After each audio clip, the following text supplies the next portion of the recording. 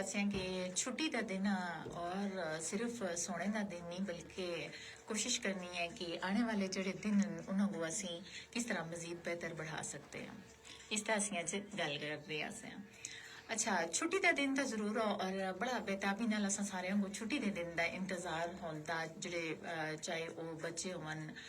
मर्द खवातीन जितने लोग भी होवन छुट्टी का दिन जड़ा ना वो बड़ा ही खूबसूरत नजर आ रहा होता और उसका बड़ी बेताबी नाल इंतजार होता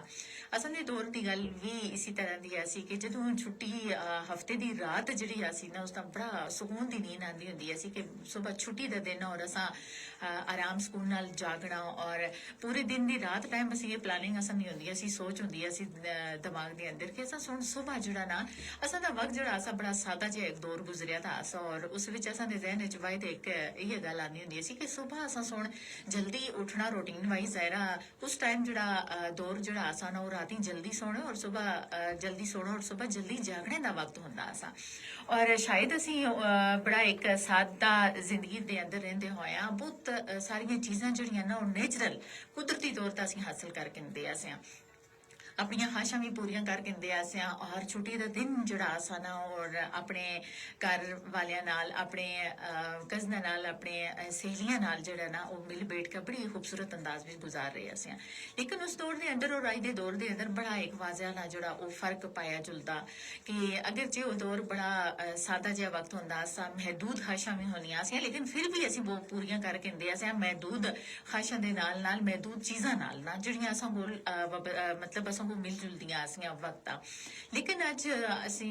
वालदेन जेडे बच्चे मुंह तो गल कट देंदा असां कोशिश करते हैं कि वालदेन जेडे हैं वो अगर उन्होंने जेब इजाजत देंदा या नहीं देंदा असी उस चीज़ को पूरा करते हैं लेकिन तुसां देखियो सी कि वो वक्त और अज दे वक्त कितना बड़ा फर्क है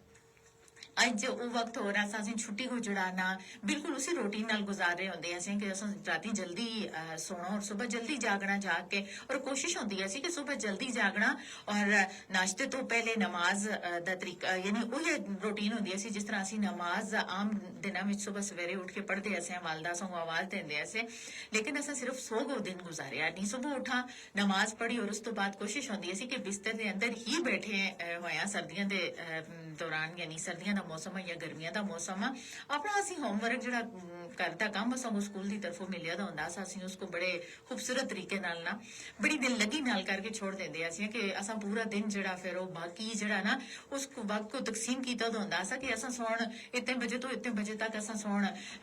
खेडना भी है और इतने बजे असा सोन फिर दिन का खाना खाना फिर उस तो बाद असा दी फौरन मस्जिद का टाइम हो जुलसी मस्जिद जुलना या इमाम साहब आसन असों को कार सफारा पढ़ासन यानी एक दो तरीके होंगे ऐसे कुछ बच्चे मस्जिद जुलते ऐसे और कुछ घर के अंदर मदरसे की तालीम जी कुरान की तालीम वो हासिल करते ऐसे लेकिन वो वक्त भी असा बनया दा लेकिन अज का जड़ा दौर है ना जदीद दौर है लेकिन उसके अंदर बहुत सारिया ऐसी चीज़ां जड़ियां ना सामने आ रही हैं कि असी छुट्टी का दिन है बड़ा बेताबी नाल असी इसको इंतजार कर रहे होने छुट्टी के दिन को लेकिन छुट्टी के दिन के अंदर असा सिर्फ अयास की कोशिश होती है कि असी रात देर तक असा सुन जागना मोबाइल तक मसरूफ रहना या गपशप पे मसरूफ रहना और सुबह असा लंबी तान बांध का असा पूरा दिन सोना भी जरूरी है सेहत वास्ते लेकिन बेमकसद सोना इस चीज़ तो असों को थोड़ा जिहा इस बारे में सोचना पे कि अगर असी सिर्फ पूरा दिन छुट्टी का दिन सो का गुजारिया तो फिर इसका मतलब असों सोन उस छुट्टी का कोई फायदा ही हासिल 8 घंटे में तुसकी एक मतलब नींद जी है पूरी हो जल्दी और सेहतमंद जिसम वास्ते 8 घंटे की नींद जी वो यही बहुत यानी जी है ना वो पूरी हो जल्दी उस नाल भी तुसों को ज़हनी सुकून और जोड़ा एक दबाव होंदा पूरे हफ्ते का और दिन का यानी वो कम किते जा सकता है लेकिन असी लंबी तान बांध का पूरे जब तक 2-3 शाम के नहीं हुए तब तक असी लंबी तान बांध कर सोए रहने हैं सिर्फ आखते हैं ना कि छुट्टी का दिन ओंगने का नहीं सोने का नहीं और इसको असी मजीद जोड़ा ना बेहतर बढ़ा सकते हैं अपनी जिंदगी को बदला सकते हैं वो किस तरह बदला सकते हैं अपनी जिंदगी को बदल सकते कि देखो ਅਗਰ ਅਸੀਂ ਇਸ ਦੀ ਪਲਾਨ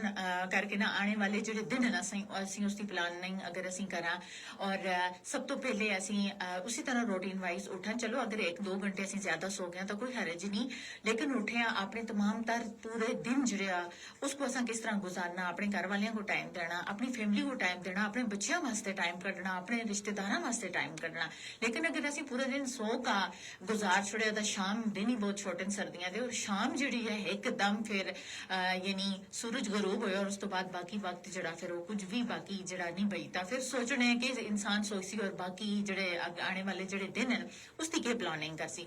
ਜ਼ਰੂਰੀ ਹੈ ਕਾਮਯਾਬ ਲੋਕ ਜਿਹੜੇ ਨੇ ਨਾ ਉਹ ਹਮੇਸ਼ਾ ਆਪਣੇ ਹਰ ਦਿਨ ਦੀ ਜਿਹੜੀ ਉਹਨਾਂ ਸੁਣ ਪਲਾਨਿੰਗ ਕਰਕੇ ਰੱਖੀ ਦੀ ਹੁੰਦੀ ਆ ਬਾਕਾਇਦਾ ਛੋਟੀ ਛੋਟੀ ਚੀਜ਼ਾਂ ਵੀ ਜਿਹੜੀਆਂ ਨੇ ਉਹਨਾਂ ਕੋਲ ਨੋਟ ਹੋਈਆਂ ਹੁੰਦੀਆਂ ਔਰ ਆਪਣੀ ਤਰਜੀਹਾਤ को सब तो पहले वो तरतीब दे रहे होने डायरी लिख रहे होने या कोई ना कोई नई चीज वो सीख रहे होने कोई नई किताब पढ़ रहे होने या पॉडकास्ट वो सुन रहे होने क्योंकि ऐसी चीज़ां ਜਿਹੜੀਆਂ ਹੁੰਦੀਆਂ ਨੇ ਉਹ ਜ਼ਿਹਨ को बड़े तरोताज़ा रख रही ਹੁੰਦੀਆਂ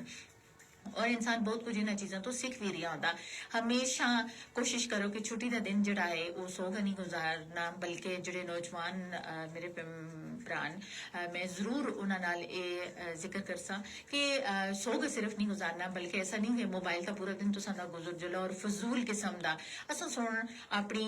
नींद भी पूरी करनी अपनी सेहत वास्ते लेकिन असा सुन अपना एक बामकसद सुकून जड़ा ना उसको भी तरजीह देनी है कि असा को सुकून किस चीज़ में मिल रहा सो गया चलो ਅਸੀਂ ਆਪਣੀ ਨੀਂਦ ਪੂਰੀ ਕਰ ਰਹੇ ਹਾਂ ਥਕਾਵਟ ਅਸਾਂ ਦੀ ਖਤਮ ਹੋ ਰਹੀ ਹੈ ਲੇਕਿਨ ਅਸਾਂ ਸੁਣਾਇੰਦਾ ਜਿਹੜੇ ਦਿਨ ਉਹਨਾਂ ਵਾਸਤੇ ਅਸਾਂ ਸੁਣ ਕਿਸ ਤਰ੍ਹਾਂ ਪਲਾਨ ਬਣਾਇਆ ਉਹਨਾਂ ਦਿਨਾਂ ਨੂੰ ਅਸੀਂ ਮਜ਼ੀਦ ਅਸੀਂ ਕਿਹੜੇ ਕੰਮ ਕਰ ਸਕਦੇ ਹਾਂ ਔਰ ਮਜ਼ੀਦ ਉਹਨਾਂ ਦਿਨਾਂ ਨੂੰ ਅਸੀਂ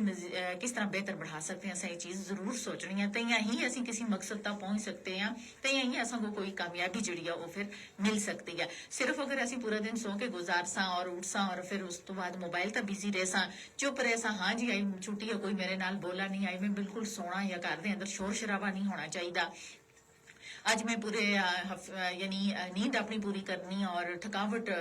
ਮੇਰੀ ਹੈ ਜਿਹੜੀ ਆ ਬਸ ਉਹ ਮੈਂ ਆਰਾਮ ਬਿਸਤਰ ਵਿੱਚ ਹੀ ਯਾਨੀ ਸੋਗਾ ਆਪਣੇ ਆਪ ਨੂੰ ਠੀਕ ਕਰਨਾ ਐਸਾ ਨਹੀਂ ਹੋ ਮੇਰੇ ਹਾਲ ਵਿੱਚ ਐਸਾ ਨਹੀਂ ਹੋਣਾ ਚਾਹੀਦਾ ਬਾਕਾਇਦਾ ਮਾਮੂਲ ਦੇ ਮੁਤਾਬਕ ਰੂਟੀਨ ਦੇ ਮੁਤਾਬਕ ਅਸਲ ਵਿੱਚ ਅਸੀਂ ਲੋਕਾਂ ਨੂੰ ਆਪਣੀ ਰੂਟੀਨ ਖੁਦ ਖਰਾਬ ਕਰ ਛੁੱਟੀ ਕਿ ਰਾਤ ਗੇਰ ਤੱਕ ਜਾਗਦੇ ਰਹਿਣਾ ਔਰ ਸਵੇਰ ਲੇਟ ਤੱਕ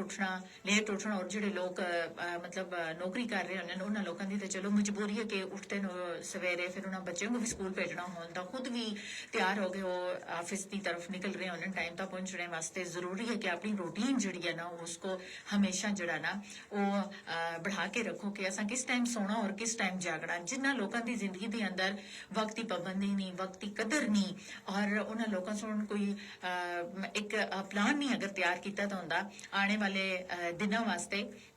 मेरे ख्याल फिर असों नाकामियां मिलदियां फिर असं बड़े परेशान होकर बैठे दे होंगे इस वास्ते अज का जो वीकेंड आ इसको सोगा नहीं गुजारना जो लोग सोए हुए हैं वो जल्दी जल्दी उठन और आइंदा जो दिन उनकी तैयारी करके नैन कि अस सुन कि काम करने और कि कामों को तरजीह देनी और कि काम करगा उन्होंने मजीद असी जो ना वो बेहतर बढ़ा सकते हैं ये तुसां नाल रिक्वेस्ट भी है और प्रोग्राम तुसीं सुन रहे हो लाइव और बकिया प्रोग्राम जो FM 89.4 की फ्रीक्वेंसी तो तुसीं सुन सकते हो।